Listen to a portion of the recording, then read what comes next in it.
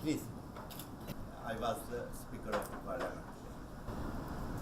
15 days ago. Parliament? We have just started.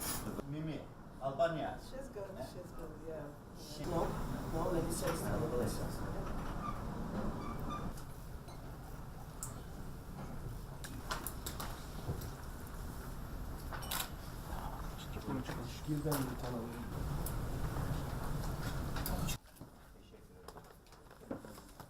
საქართველოს და თურქეთის სამხედრო თანამშრომლობა საკმაოდ პროდუქტიულია, ბევრ წელს ითვლის და ძალიან ბევრი მნიშვნელოვანი პროექტი მიმდინარეობს ამ ფარგლებში, თუმცა ბუნებრივია რომ მუდმივად გაქვს მოთხოვნილება, რომ რაც შეიძლება უფრო გაფართოვდეს ეს არეალი. ნატო საქართველოს პაკეტის ფარგლებში თურქეთია ძალიან აქტიური მხარდამჭერია საქართველოში მიმდინარე ღონისძიებების და პროექტების და ჩვენ ვთხოვთ თურქულ მხარეს რომ მორიგ ჯერზე კიდევ ერთხელ დაგვეხმაროს იმისათვის რომ ყველა იმ ინსტიტუციის გამოყენება რომელიც ამ პაკეტის ფარგლებში იქნება მოხდეს ეფექტურად და სწრაფად.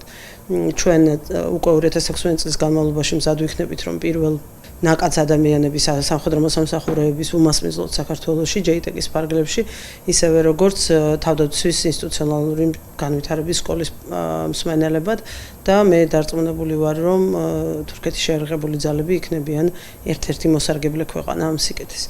ჩვენ ვისაუბრეთ ასევე საჩხერის სამთო მომზადების ცენტრის უფრო ინტენსიურ და აქტიურ გამოყენებაზე. საქართველოს აზერბაიჯანთან აქვს სპეციალური პროგრამა, რომელიც მხოლოდ აზერბაიჯანის სამხედრო მოსამსახურეებისთვის ხორციელდება, შესაბამისად არსებობს კომუნიკაციის ენა, რომელზეც ეს პროგრამა მიმდინარეობს და სრულიად შესაძლებელია რომ ამ ფორმატში თურქის სამხედრო მოსამსახურეები ჩაერთონ და ჩვენ დღეს მივიღეთ პასუხი რომ ეს გადაწყვეტილება მათ მიღებული აქვს და საჩხერეს უფრო ინტენსიურად გამოიყენებენ თურქეთის შეერაღებული ძალები. ჩვენთვის ახლა პრინციპულად მნიშვნელოვანია რომ საქართველოს მუდმივად გადადიოდეს უსაფრთხოების მიმწოდeblis, განათლების, სამხედრო განათლების მიმწოდების, წვრთნების მიმწოდeblis ფუნქციაში მხოლოდ მიმღებიდან.